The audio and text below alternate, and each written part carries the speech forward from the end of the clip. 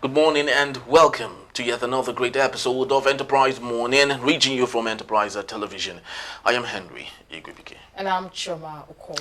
All right, we'll be heading straight to our newspaper headlines for this morning to see all that we have on our front desk. And right after that will be our main conversation also for today.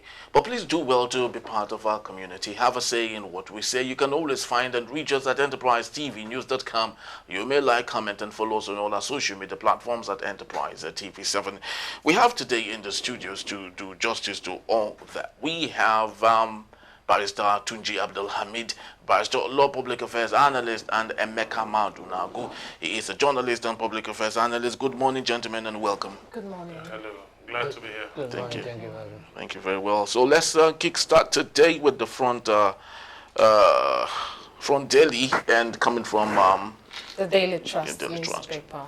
And that is the story we're starting with. And on the top strip, you see Senate investigates 8.4 trillion naira withheld by NNPCL, 3.6 trillion unremitted taxes.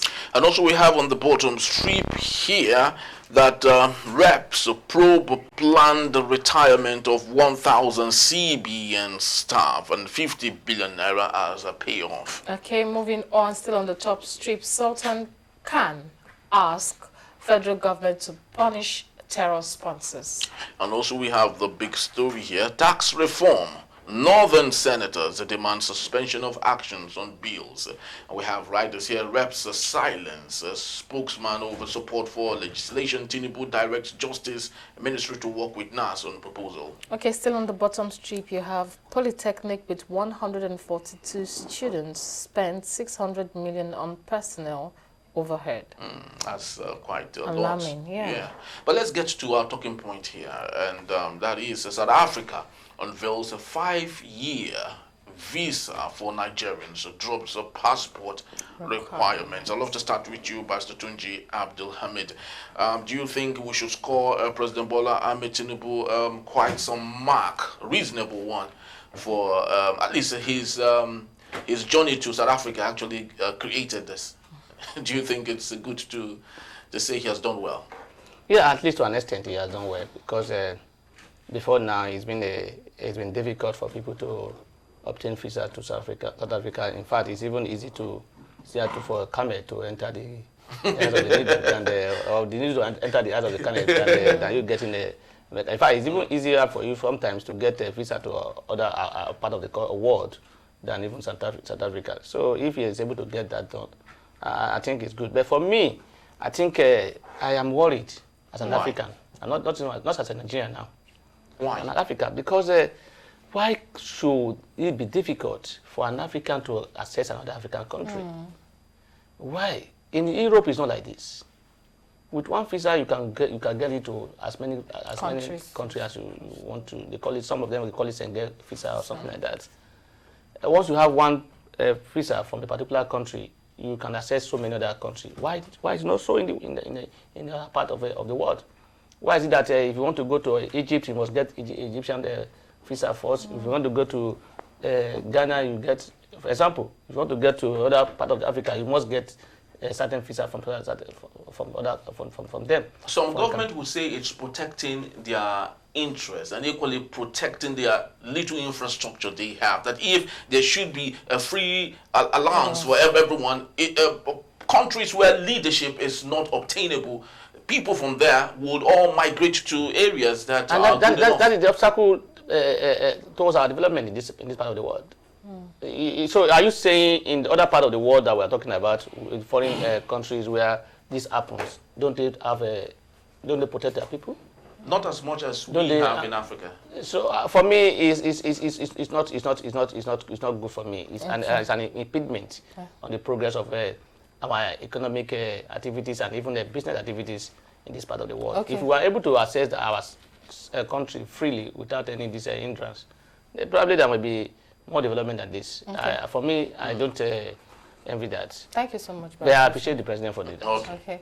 Thank you, Barrister Tunji. Emeka Madnago, let me come from this angle.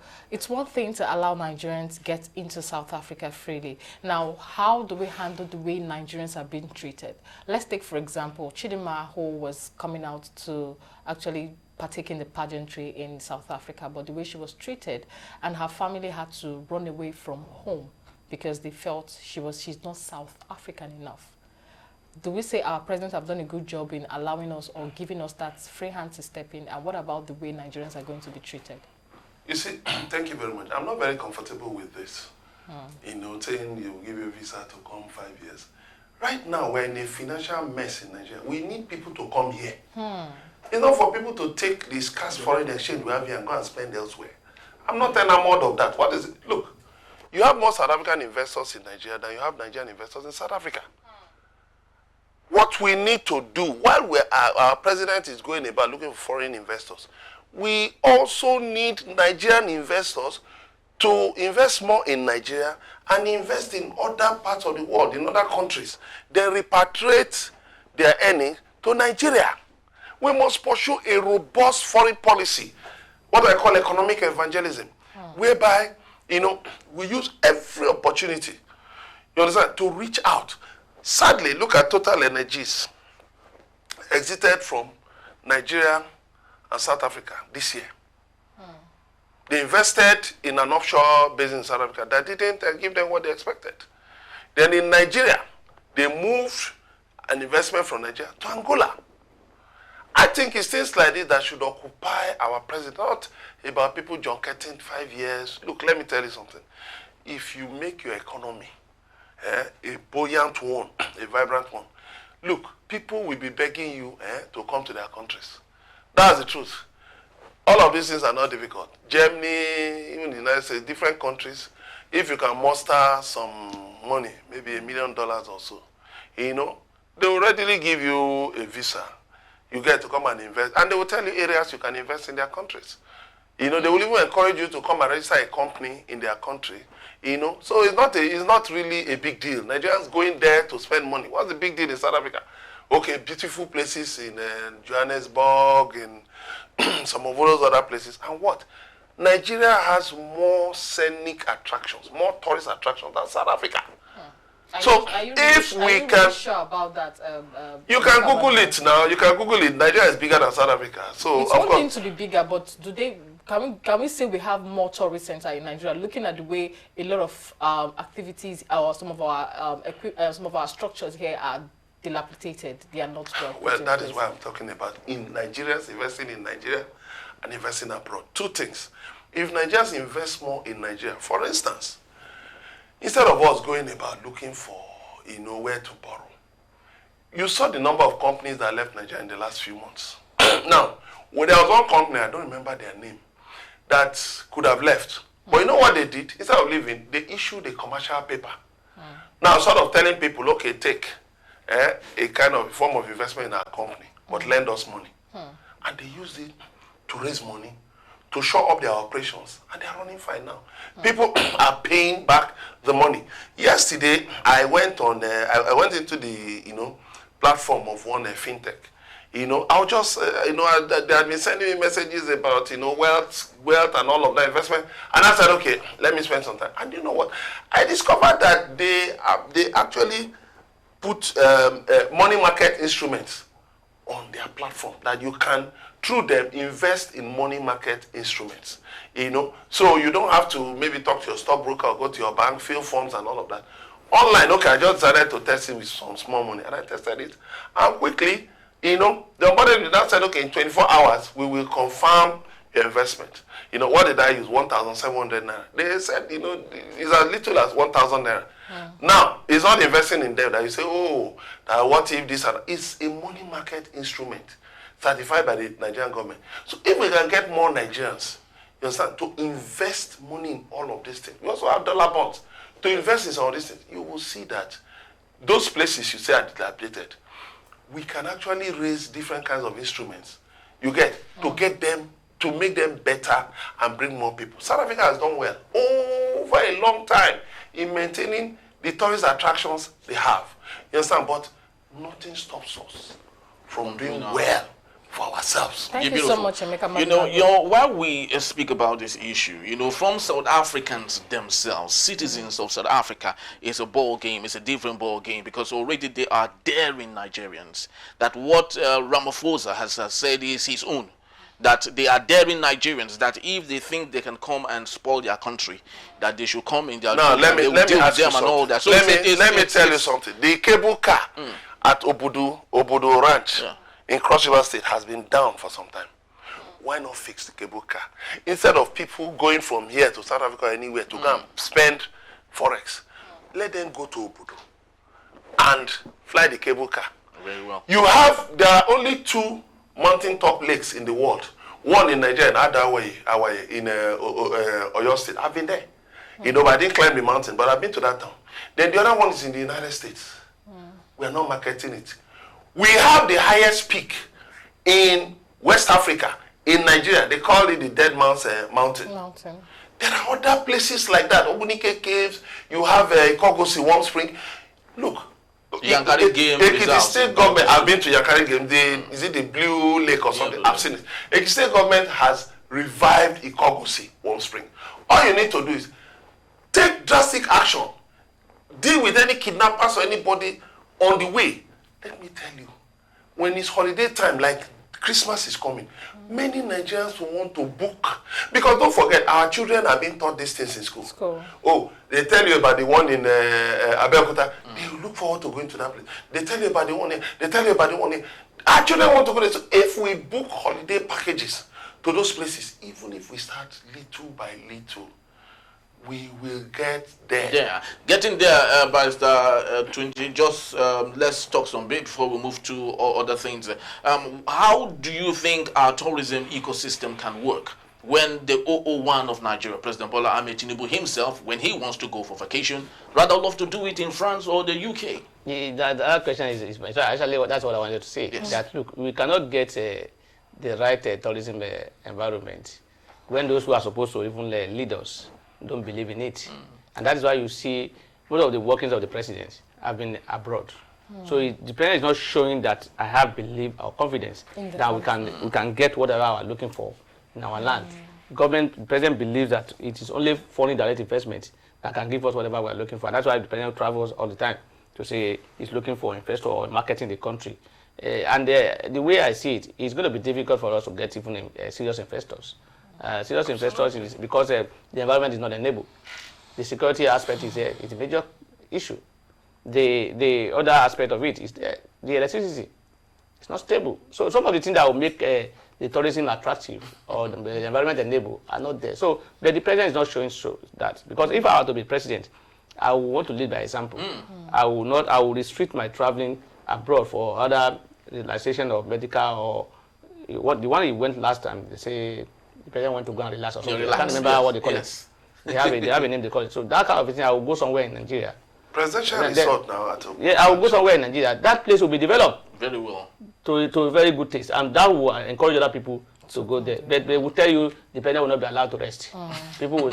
Why can't you provide enough security? That will not allow the president to be disturbed. So we can only get that done if the leadership believe in that environment that we have. But as it is today, I don't see that they believe in because the president, whenever he wants to go for any relaxation or medical, he goes abroad. Thank you so much. Imagine the president doing medical in Nigeria. Most of the hospitals. Jonathan did it. No? They will have been free of them. Maybe for the paper.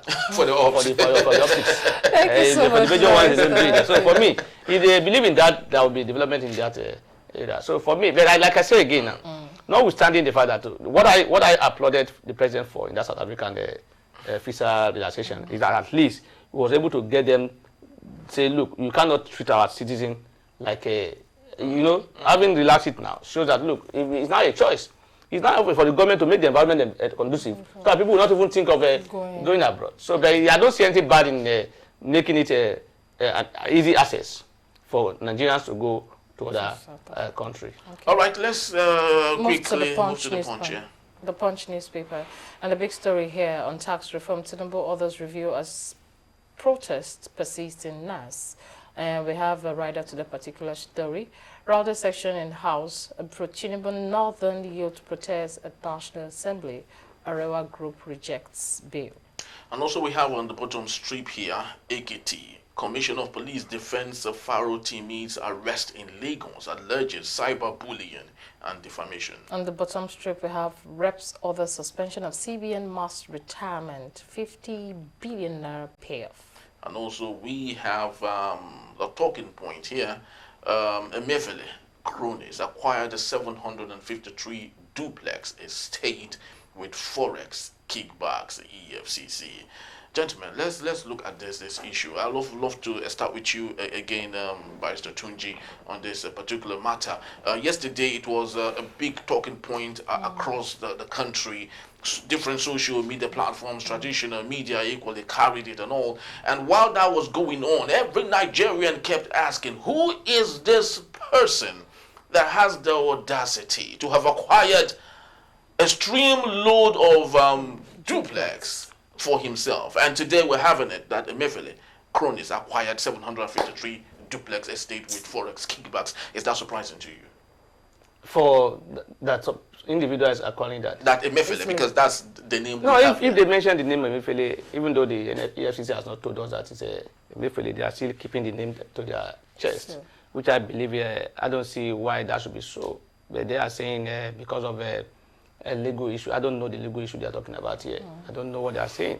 If that person that owns that house is one guy at Ojoelegba or so that is unknown, will he not be paraded by now? He will have been paraded. So for me, is if you decide to hide the name of the person who owns this property, you are encouraging illegality. You are encouraging criminality. Because having obtained another in court, I don't see how you have infringed on anybody's rights. Except you are saying when the order is being obtained, no name was mentioned. Yes, I know the law allows that to go against the property, another individual. You know, if you see a property that is occupied, that is there, and you believe that the source of that property is government money, you can go to court and obtain an order to interim order. Then thereafter it will be advertised, and the owner may come and say, "Look, it's my own. This is how I got it." The law allows that, and that's what they did. Now they went against the property, and going against the property means that no name, there won't be name of any owner in that case. So the official has been obtained. For me, I'm worried, and it's an indictment on the government as a whole, particularly the FCT administration.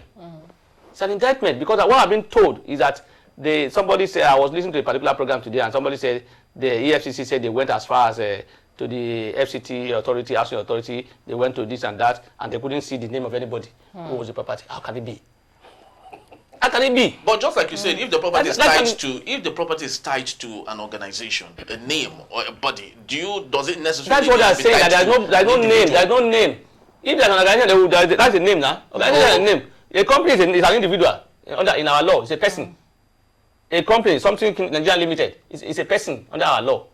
There's what we call natural person and an artificial person. That's an artificial person, but it's a person as far as the law is concerned. So if it's traced to a company, then they have a name. They can easily go to CAC and search for the directors of those companies or those who are behind the company. But what they are even telling us now is that no name is attached to the property. And those kind of things have been built, and there nobody will go and say, I know that for you to build a property anywhere, there must be an approval. Yes, from the ministry. And for you to get approval, there must be documents to back it up. Are they telling us that there was no approval and there was no challenge by anybody? It's an indictment on those who call authorities. Thank you. Or except that you are saying there's a compromise here. That I will not. Why the EFCC want me to appreciate them? Yes, I appreciate them. But they've not done enough. We need to see, we need to hear and know who and who. They need to do more investigation so as to tell us who and who is the owner or are the owners of this property. But for me, permit me to use the word, it's madness for anybody to have that kind of a property. I don't know what they want to do. And if you go behind or more, those who own those property, you will see their immediate family members who are not able to eat twice a day or even once a day. Very true. Thank you, Barrister Tunji. Emeka Badnago, looking at Emefiele being mentioned, at this point, looking at how it's been, I think it's been since January, since early this year, he's been going from one case to another. Is it now being used as a scapegoat to cover those who are involved in this particular thing? Because his name was actually mentioned here. Emefiele Cronies acquired 753 duplex. Well, the mention of Emefiele's name, let's actually state that was done by Sarah reporters. EFCC has come out to say it's not aware of that. So I would prefer to stand with what EFCC said. You know, because the fact that Sarah reporters has brought it out, it cannot stand the test of judicial scrutiny. You know, you can't go to court, you know, and say it's Emefiele if it's not on the documents. So for me, I will not want to dwell in the realm of speculation. You know, so whether Emefiele is being used as a scapegoat or not, he's facing trial. You know, and I believe the law should run its course. You know, if it's been linked to anything, well, that is journalistic speculation, which I will not want to dive into, because these things have implications. If at the end of the day the EFCC brings out the name of the real owner, and it's not Emefiele, of course, you know, those things have implications. He can sue, you know. So I would not want to be caught in such a thing. I would rather wait, you know, for such a time that the court or EFCC will expose the owner. The owner, it may not be an individual. You see, the dimensions of corruption in this country are such that we have yet to understand. We don't understand the dimensions of corruption. I just think corruption is just like, you know, Chioma keeps maybe a breakfast here, and I just take out of it. It's more than that. Do you know I can fund your breakfast? You don't know. But there is an intention of funding corruption or even terrorism behind it.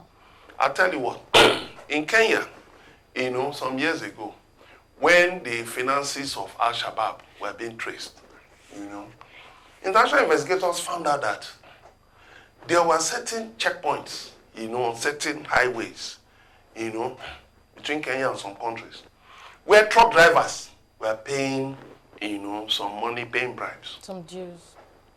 It looked all legal, right? It looked legal and legitimate. Until they dug deeper and found out that some of that money was actually going to funding Al-Shabaab. Legit money being collected. But behind it, that was the funding of terrorism. So, you see, the dimensions of corruption in Nigeria have gone beyond just somebody, you know, stealing money or budget, you know, budget appropriation. They say, even before budgets are drawn up, people prepare their own ahead. Just like what we call anticipatory approval. Anticipatory approval under Obasanjo's time. You know, such that when people entered, when they were entering public office and the Code of Conduct Bureau came to them with forms, fill your assets.